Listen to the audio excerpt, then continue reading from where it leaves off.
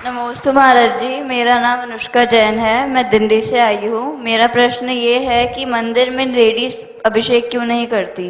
देखो, अलग अलग विधि है। पुरुषों की व्यवस्था अलग है, स्त्रियों की व्यवस्था अलग है। हमारे यहाँ जैन परंपरा में जो मूल परंपरा है उसमें स्त्रियां अभिषेक नहीं करती। एक परंपरा है जो स्त्रियों के अभिषेक का समर्थन देती है। यह एक विवादास्पद विषय है, लेकिन मैंने जब इस विषय पर गंभीरता से ऊहापोह किया तो मैंने ये पाया कि मूल संघ के किसी भी आचार्य ने स्त्रियों के अभिषेक का विधान नहीं किया। हमारे कुछ शास्त्रों में स्त्रियों के अभिषेक का वर्णन जरूर मिलता है, लेकिन वो वर्णन मूल संघ के आचार्यों से मेल नहीं खाता। मैं इस विषय में इतना ही कहना चाहूंगा कि इस विषय में आप लोग किसी भी प्रकार से कंफ्यूज न हो। अगर आप आज तक अभिषेक नहीं करते तो करने की कोशिश न करें, और कोई करता है तो उससे उलझे नहीं। लेकिन सबके चिंतन के लिए मैं 3-4 बिंदु देता हूं। सबसे पहला बिंदु यह है कि जब भगवान का जन्माभिषेक होता है, जो इंद्राणी भगवान को सर्वप्रथम उठाती है, वो इंद्राणी भगवान का अभिषेक क्यों नहीं करती? इंद्र ही भगवान का अभिषेक क्यों करते हैं? नंबर 1। नंबर 2, स्वर्ग में देवों के द्वारा जिनेंद्र भगवान के अभिषेक का वर्णन आता है, देवियों के द्वारा अभिषेक का वर्णन क्यों नहीं आता?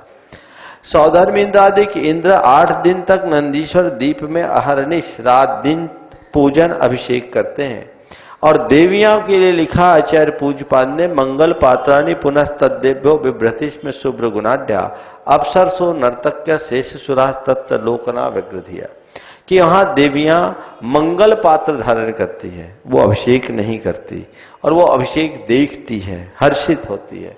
अप्सरसो नर्तक्य, अप्सराएं नृत्य करती है, लेकिन वो अभिषेक कोई करने वाला भी होना चाहिए, कोई देखने वाला होना चाहिए।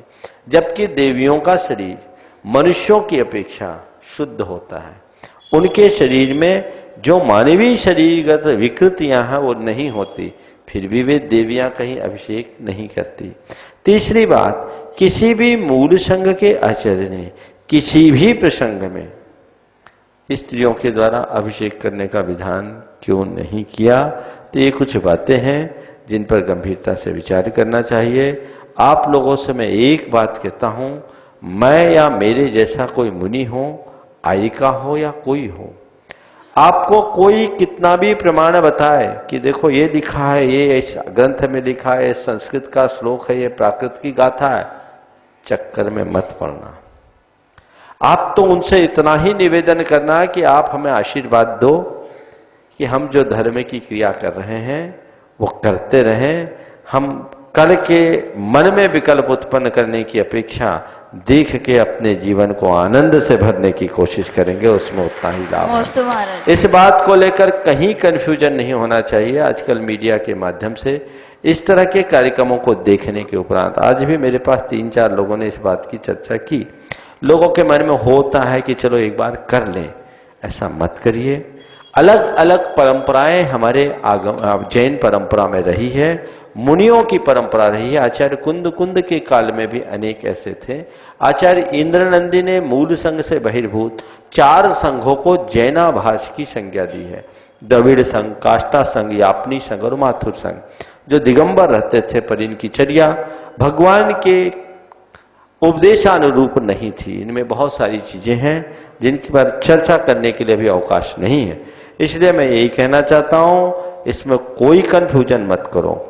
एक बात पर श्रद्धान रखो कि जो हमने आज तक नहीं किया वो सही है, उलझने की कोई जरूरत नहीं है। और तुम्हारा मन तुम्हें कहता है कि नहीं करना सही है, तो हम क्या बोल सकते हैं? जो आपको करना है आप करो। नमस्ते महाराज।